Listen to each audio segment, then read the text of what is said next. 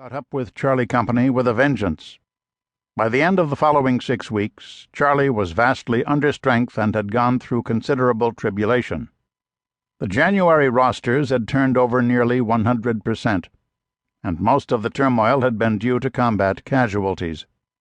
Back at the replacement center, where new men were still pouring off the transports from America, Charlie Company was given the unwelcome sobriquet of the Company of the Living Dead, and had become an outfit you wanted to avoid getting orders to if at all possible. On March 20th, the company was assigned to conduct another grueling patrol in War Zone C near the Cambodian border. The men were tasked with sniffing out enemy infiltration routes and uncovering supply bases. 87 soldiers started out on that patrol. Because there were insufficient officers available, some sergeants were pressed into service as platoon leaders. Many of the men were newbies, raw replacements, soldiers shoving off on their first combat assignments.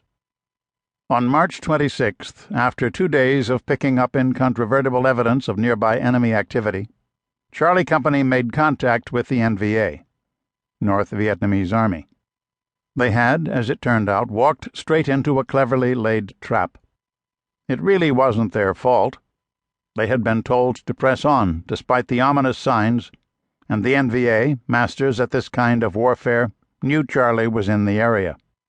The NVA determined that if the Americans kept moving in their current direction, they would eventually come across the well-hidden NVA compound. It was simply too big to miss. Given the high probability of discovery, the NVA decided to stack the deck in their favor. They began laying down clever but irresistible markers that would pull the Americans along in the direction the enemy wanted them to go. The path that the NVA laid out was straight into the maw of a storage complex guarded by dozens of stoutly built bunkers. Every bunker was positioned to give the NVA interlocking fields of fire, using an array of machine guns, AK-47 rifles, and RPGs. Their aim was to swallow up this entire company. Kill them all if they could, but if not, take the survivors prisoner. That way, their secret jungle location would remain just that. Within moments of coming across this massive defensive position, Charlie Company was surrounded, outgunned, and outmanned by 7 or more to 1. They were in deep, serious trouble. They hunkered down and called for backup.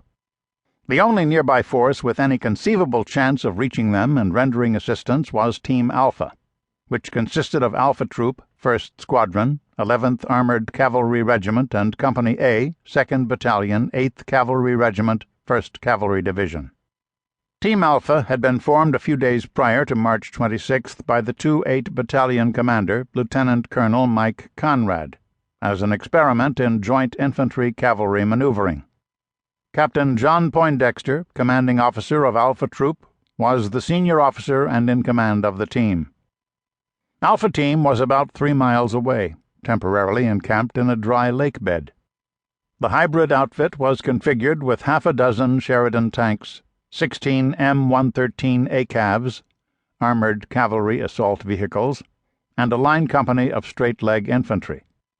Captain Poindexter and Captain Ray Armour, CO of Company A, were monitoring the radios and aware of Charlie Company's desperate situation. Poindexter and Armour agreed that something had to be done. Poindexter, acting on his own initiative, told his men to saddle up. Subsequently, Poindexter and Colonel Conrad discussed the situation by radio, and Conrad directed Poindexter to get Team Alpha moving toward Charlie's position. The immediate challenge was the terrain that lay ahead. 4 to 5 kilometers of choking vines, giant hardwood trees, thick bamboo, and tall grasses separated Alpha Troop from Charlie Company. There were no roads or pre-cut pathways. The only way to reach Charlie was to do what they called busting, or plowing straight through the jungle. Exhibiting superior determination and exercising incredible force of will, Alpha Team plunged ahead. They were bedeviled all the way by overheating engines, nearly impassable jungle, and the threat of ambush. But they managed to locate the stranded men of Charlie after 5 hours of extremely tough busting. Then, in order to extract the grunts, the cavalrymen found it expedient and necessary to engage the entrenched enemy